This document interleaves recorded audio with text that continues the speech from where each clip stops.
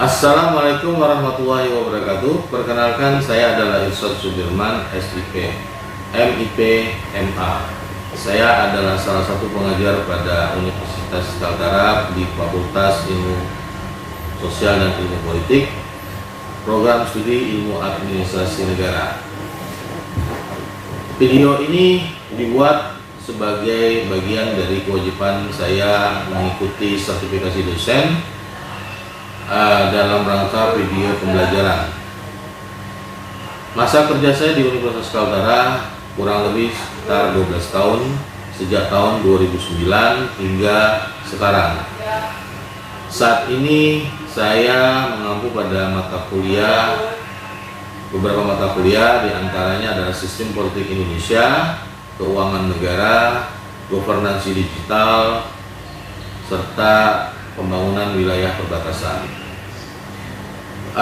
Sejak tahun 2009 saya sudah mengajar pada beberapa mata kuliah, diantaranya pengantar ilmu politik, pengantar sosiologi, pengantar sosial ilmu budaya dasar, dan sosiologi politik. Sejak tahun 2012 saya ditugaskan pada mata kuliah Sistem Politik Indonesia yang saya ajarkan hingga sekarang. Mata kuliah Sistem Politik Indonesia bertujuan untuk memberikan pengetahuan kepada mahasiswa terkait dengan sistem politik yang berkembang di Indonesia, definisi, pengertian, unsur-unsur dari sistem politik itu, kemudian ideologi-ideologi yang berkembang saat ini, dan terminologi politik, sistem politik dan kepemiluan di dalamnya. Termasuk di dalamnya adalah seputar permasalahan kepemiluan. Dalam mata kuliah Sistem Politik Indonesia, terutama penekanannya adalah mahasiswa memahami dan mampu mempelajari apa saja yang dimaksud dengan sistem politik tersebut. Kemudian mahasiswa diberikan arahan untuk mampu mempelajari bahwa kekuasaan negara menjadi tujuan utama dalam memfasilitasi hubungan dengan warga negara. Salah satu hal penting dalam sistem politik Indonesia adalah memperkenalkan kepada mahasiswa bagaimana perkembangan ideologi politik yang ada di Indonesia, termasuk ideologi demokrasi, ideologi sosialisme, maupun ideologi-ideologi lainnya seperti komunisme maupun ideologi sosial. Dan di dalam mata kuliah ini juga diajarkan tentang bagaimana mahasiswa juga mengenal dan mempelajari model pengambilan keputusan dalam sistem politik di Indonesia dengan menggunakan beberapa pendekatan teori, diantaranya berdasarkan teori Gabriel Almonson dan Theo Walcott. Beberapa diantaranya adalah termasuk konsep tentang aktor rasional dalam pengambilan keputusan. Juga mahasiswa diajarkan tentang ideologi Pancasila dalam pengembangan sistem politik di Indonesia, serta permasalahan terkait pemilu dan kepemiluan, karena dua makna ini berbeda. Dan juga hal lain yang juga diajarkan dalam mata kuliah ini adalah bagaimana kaitan antara konsep teoritis dan implementasi di lapangan, sehingga hasil akhir yang diharapkan adalah mahasiswa mampu mengkaji berbagai macam fenomena-fenomena politik, di antaranya kaitan antara sistem politik yang berjalan saat ini, dan kemudian mahasiswa mampu mengevaluasi dan menganalisis hasil dari sistem politik yang sedang berjalan hingga saat ini di Indonesia.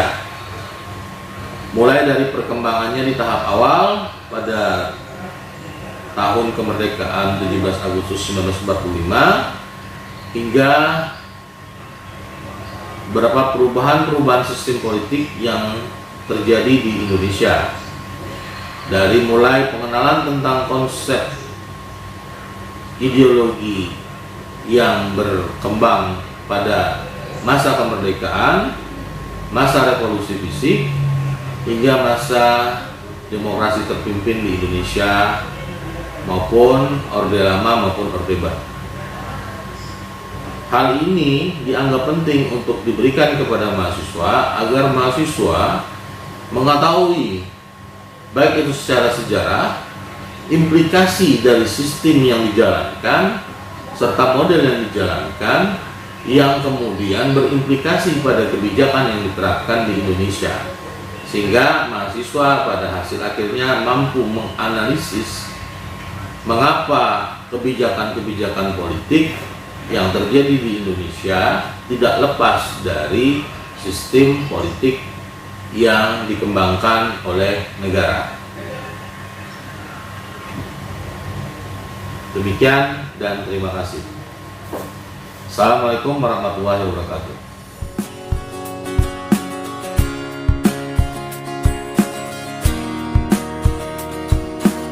Salam sejahtera untuk semuanya. Bagaimana kabar teman-teman sekalian? Alhamdulillah selalu sehat dan selalu dilindungi oleh Allah Subhanahu wa Ta'ala.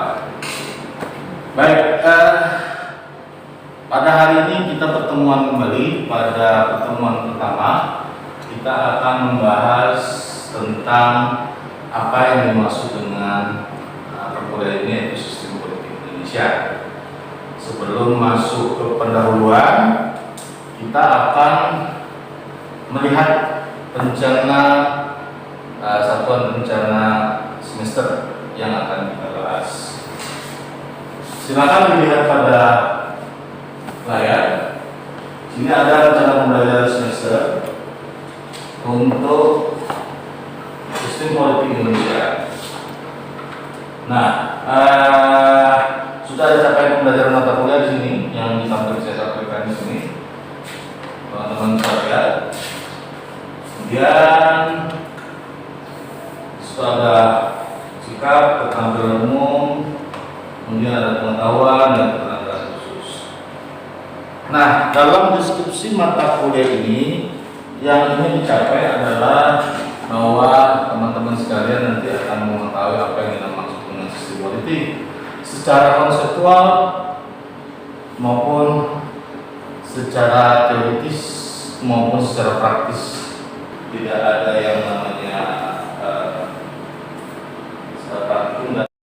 Kemudian ada presentasi, kemudian review textbook atau jurnal, dan nanti teman-teman akan mendapatkan bahannya dari bahan kajiannya dari saya, dan nanti bisa menjadi tugas pembelajaran. Referensi yang akan kita pakai ada beberapa referensi dari Prof. Miriam Widiarjo, kemudian dasar ilmu politik yang dikeluarkan oleh Gramedia Utama Jakarta. Kemudian ada Ramlan Subrati, memahami politik, Tuan Gramedia Indonesia. Kemudian Prof. Kacung Marjan, ya. Ini referensi-referensi yang umum digunakan dalam mata kuliah ini.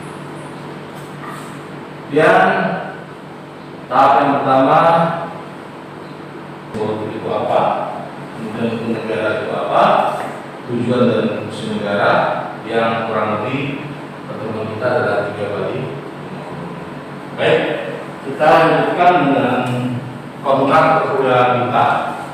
Kontrak perkuliahan yang kita rancang bahwa teman-teman nanti akan wajib hadir tepat waktu. Keterlambatan dan toleransi akan diberikan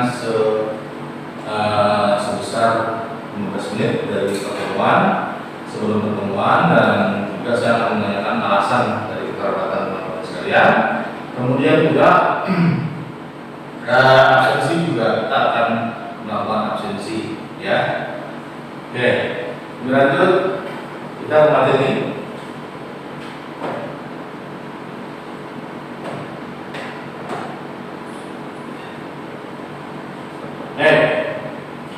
Sistem politik Indonesia.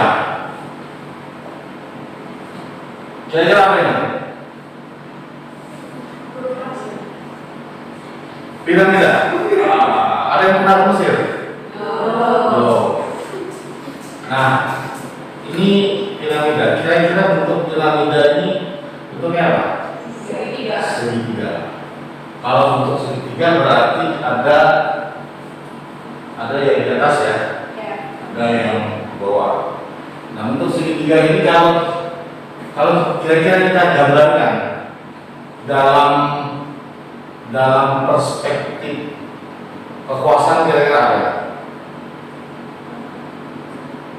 Ya, di atas biasanya apa nih? Bagian atas nih. Baik, sampai sini ada pertanyaan dari teman-teman sekalian? Ya, silakan. Oke, perkenalkan nama saya Iban. Sebelumnya Pak, tadi kan kita membahas tentang partai yang lahir. Nah, menurut Bapak tuh apakah dengan banyaknya partai di Indonesia yang muncul itu akan menjadi Indonesia semakin sejahtera dan adil? Baik, ada yang mau jawab? Ada yang mau jawab pertanyaan ini? Kira-kira? Ada yang coba menjawab? Apakah dengan banyak partai akan memunculkan Indonesia yang sejahtera? Pertanyaan ini kadang bisa dijawab ya, bisa dijawab tidak, tergantung dari piramida tadi, sistem tadi, kepentingan yang diakomodir tadi. Kalau kalau jawabannya iya, artinya berarti kepentingan orang itu bisa terakomodir, begitu kan? Kalau dijawab tidak, berarti ada sebagian kepentingan orang kepentingan manusia di Indonesia tidak terakomodir, begitu. Nah, kemudian masalah sejahtera atau tidak sejahtera, bagaimana negara hadir mengatur kesejahteraan rakyatnya? Konteksnya adalah negara. Negara mampu nggak menghadirkan kesejahteraan kepada rakyatnya? Dalam konteks pertanyaan tadi, apakah mampu dihadirkan kesejahteraan ketika kelompok kepentingan terlalu banyak? Kalau kita menggambarkan, ini ada kue nih. Nah, kue ini teman-teman disuruh pilih ambil kue. Nah, kue itu diambil masing-masing. Ada yang besar, ada yang kecil, ada yang dapat sebagian. Nah, kira-kira akan terjadi pemerataan atau tidak? Kalau misalnya kelompok kepentingan banyak, kue yang digunakan untuk 10 orang ternyata diambil untuk 14 orang. Ya. Nah, kemudian kira-kira terpenuhi kalau bisa diatur oleh pemerintah, kira-kira 10 orang, kue ini harus ada 10 orang, maka akan terjadi keadilan sosial. Begitu? Baik, sebelum kita lanjut, saya memberi sedikit, saya akan mengulas sedikit tadi materi. Jadi yang dimaksud dengan negara adalah, sedikit, yang dimaksud negara adalah, kemudian ada presentasi, kemudian review textbook atau jurnal yang nanti teman-teman akan mendapatkan bahannya dari bahan kajiannya dari saya, dan nanti bisa menjadi tugas pembelajaran. Referensi yang akan kita pakai ada beberapa referensi dari Prof. Miriam Widiarjo, Pengembangan Dasar Ilmu Politik yang dikeluarkan oleh Gramedia Utama Jakarta. Kemudian ada Ramdan memahami politik, Tuan Media Indonesia, kemudian Prof. Bacung Marjan ya. Ini referensi-referensi yang umum digunakan dalam mata kuliah. Dan tahap yang pertama, politik itu apa, kemudian hukum negara itu apa, tujuan dan fungsi negara, yang kurang lebih pertemuan kita adalah 3 kali. Baik, kita lanjutkan dengan kontrak perkuliahan kita. Kontrak perkuliahan yang kita rancang bahwa teman-teman nanti akan wajib hadir tepat waktu, keterlambatan dan toleransi akan diberikan sebesar 15 menit dari pertemuan sebelum pertemuan, dan juga saya akan menanyakan alasan dari keterlambatan teman-teman sekalian. Kemudian juga absensi juga kita akan melakukan absensi ya. Oke, lanjut kita ke materi.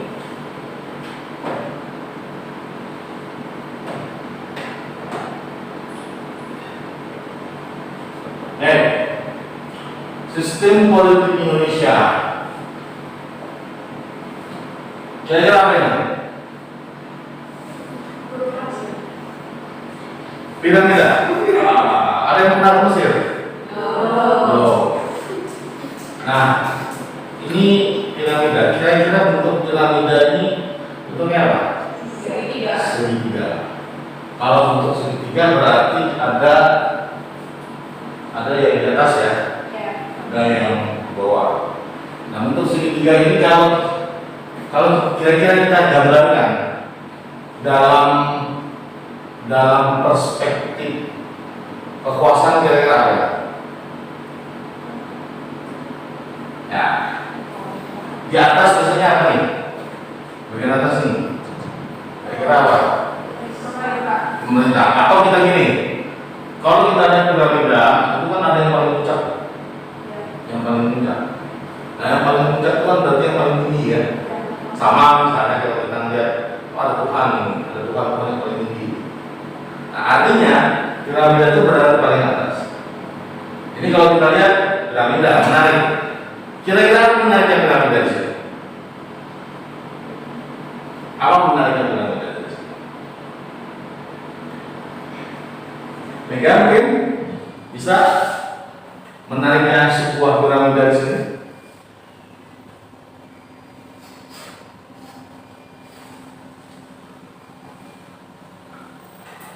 Segitiganya terutama ya, kalau kita lihat ya, segitiga sama kaki sama sisi piramida ini. Kita lanjut. Sorry. Nah, sekarang piramida kita lihat jadi kumpulan orang. Ini kumpulan orang. Nah, kira-kira kita bisa mendapatkan pemahaman apa ini dari kumpulan gambaran orang bertumpuk. Kalau orang Tanjung Pinang di hari kemerdekaan, kita lihat berjejer mereka supaya mendapatkan yang di puncak. Ingat urusan khusus? Nah, orang kalau mau ngambil orang Tanjung Pinang kan buat bentuk kayak orang piramida itu supaya dia bisa ngambil hadiah di puncak, dia dapat kemudian. Nah, ini kira-kira maksudnya apa? Dalam benak Anda apa yang tergambar di sini? Dalam benak kawan-kawan apa yang tergambar? Kerjasama. Artinya ada faktor kerjasama. Kemudian kita lihat gambaran ketiga. Nah, ini kalau kita bicara dalam ranah yang teoritis ya, piramida itu dibagi dalam tingkatan manajemen, ada top manager, middle manager, low manager, operasional. Ini kalau sudah masuk ke dalam ilmu pengetahuan. Tapi kalau kita kembali ke posisi awal tadi,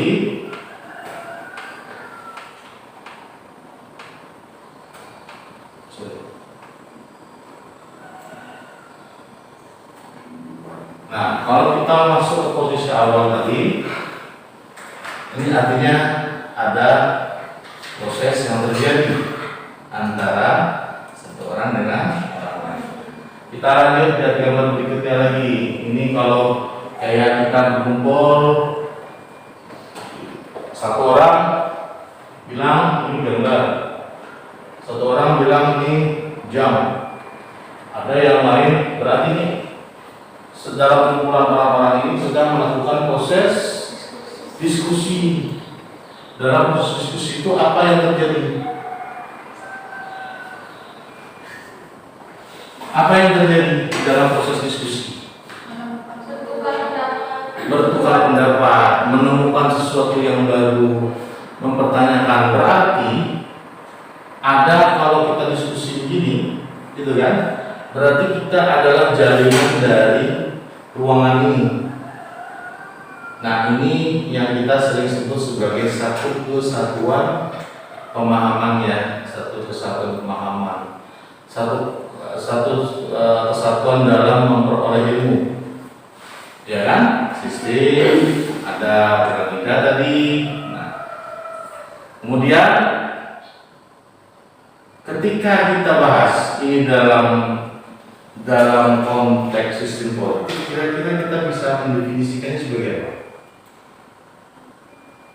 Ada yang semester lalu kita belajar politik. Politik adalah menemukan satu kekuasaan, ya, mempertahankannya, ya kan? Bagaimana meraih kekuasaan, bagaimana mempertahankan kekuasaan, bagaimana kemudian kekuasaan itu digunakan untuk kebaikan kepentingan kelompoknya. Nah, itu bicara politik. Ketika kita mencerminkan piramida tadi, maka ada sebuah kesatuan. Satu kesatuan itu berarti sebuah sistem, ya, sebuah kumpulan, sebuah sistem. Berarti kesatuan politik tadi itu menjelma menjadi kesatuan kepentingan dalam sistem politik.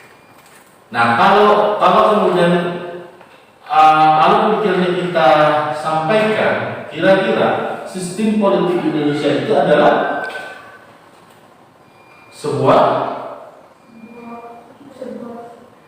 bagian untuk orang umumnya yang ada di Indonesia. Oke, nah kita kemudian beralih kepada apa itu negara. Kemudian penjelma pemikiran kita selanjutnya adalah apa itu negara? Apa itu yang dimaksud dengan negara? Negara adalah bagian dari sebuah piramida tadi. Begitu kan? Secara kita lihat dari gambar tadi, berarti negara itu adalah bagian dari sebuah piramida. Nah, ketika Anda menggambarkan sebuah piramida itu, berarti negara itu adalah satu kesatuan kepentingan politik. Berarti negara itu membawa sebuah kepentingan. Nah, sebuah kepentingan. Jadi kepentingan ini yang kemudian dijadikan fondasi untuk membuat sebuah budaya yang sama, kepentingan yang sama, nasib yang sama, ya kan? Kesadaran diri yang sama dalam berbangun nasionalisme yang disebut sebagai nasionalisme, disebut juga sebagai rasa keinginan untuk hidup bersama dalam bernegara. Negara ini yang kemudian yang sering dalam istilah Inggrisnya itu disebut state. State ini yang disebut sebagai kumpulan kepentingan, kumpulan manusia yang disebut tadi bekerja sama membentuk sebuah negara, kemudian membentuk sebuah pemerintahan. Nah, kemudian kalau kita lihat tadi dalam gambar piramida tadi juga ada cerminan lain. Kira-kira Anda bisa mengkonotasikan cerminan itu, atau Anda bisa melogikakan atau menganalogikan bentuk piramida tadi menjadi sebuah bagian dari sebuah sistem gitu ya. Saya sudah katakan itu adalah sistem. Nah, bagaimana pendapat Anda ketika Anda membuat pemahaman bahwa negara itu adalah sebuah piramida? Berarti negara ada yang diwakili dan ada yang mewakili. Kira-kira tingkatan bawah siapa? Rakyatnya. Tingkatan yang menengah siapa? Orang yang diwakili oleh si rakyat. Baru yang di atas disebut oleh pemerintah. Orang yang dipilih oleh rakyat. Berarti tuntutan dari piramida itu ada rakyat, ada orang yang mewakili yang disebut sebagai legislatif, dan ada orang yang di atas disebut pemerintah sebagai eksekutif. Rakyat sebagai apa nantinya? Kira-kira rakyat nanti dialokasikan sebagai penegak keadilan. Misalnya kan macam-macam, ada hukum di situ dan sebagainya. Ya, penegakan keadilan sosial. Nah, piramida inilah yang kemudian melambangkan sebuah unsur negara. Ada rakyatnya, kemudian ada orang yang mewakili mereka, kemudian ada yang menjadi wakil utama mereka yang dipilih, yang dinamakan oleh pemerintah, yang dimaksud oleh negara. Nah, inilah yang dimaksud sebagai pilar dari sebuah negara. Negara memiliki 3 pilar. Pertama tadi adanya rakyat, yang kedua adanya yang mewakili, yang ketiga adanya pemerintah itu sendiri, eksekutif, begitu. Jadi itulah pilar berdirinya sebuah negara. Berbeda ketika kita bicara sebuah bangsa. Bangsa berdiri karena faktor peradaban dan budaya, kesamaan budaya, kesamaan entitas, identitas, gitu kan? Nah, itu melahirkan suatu bangsa. Apakah bangsa bisa melahirkan negara? Tentu, gitu kan? Jadi, apakah bangsa bisa melahirkan negara? Bisa. Tapi apakah negara bisa melahirkan bangsa? Belum tentu, ya kan? Itu kan bahasanya sebenarnya seperti itu. Kenapa belum tentu? Karena negara diciptakan atas dasar kepentingan tadi. Nah, atas dasar kepentingan itulah berdiri suatu negara. Atas dasar kepentingan dan keberlangsungan hidup bangsa Indonesia, maka diproklamasikanlah Proklamasi 17 Agustus 1945. Atas dasar keadilan, maka diputuskanlah apa yang namanya Proklamasi Kemerdekaan Republik Indonesia. Itu disebut sebagai, makanya kemudian hari para ilmuwan menyebutnya sebagai sistem politik Indonesia. Dalam sistem politik Indonesia ini apa yang dibahas?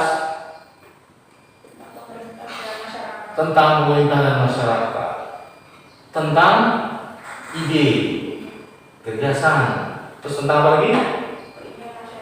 Keinginan masyarakat, ya, tentang tuntutan, tentang harapan, tentang kesejahteraan. Seluruhnya itu harus dibahas oleh namanya negara, tuntutan-tuntutan tersebut.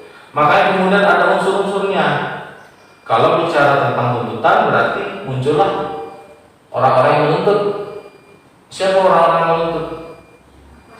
Masyarakat. Masyarakat kemudian berkelompok, kemudian menuntut pemerintah membentuk sebuah badan yang namanya kepentingan agregasi, gitu kan?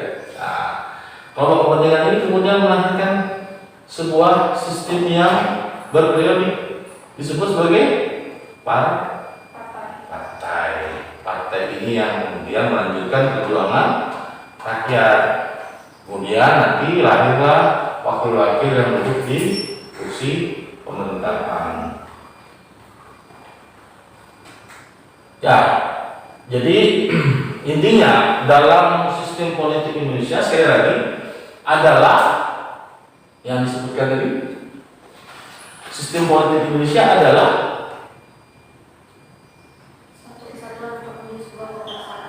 ya, itu ya maksudnya satu kesatuan untuk memilih atau dipilih dalam kepentingan masyarakat gitu.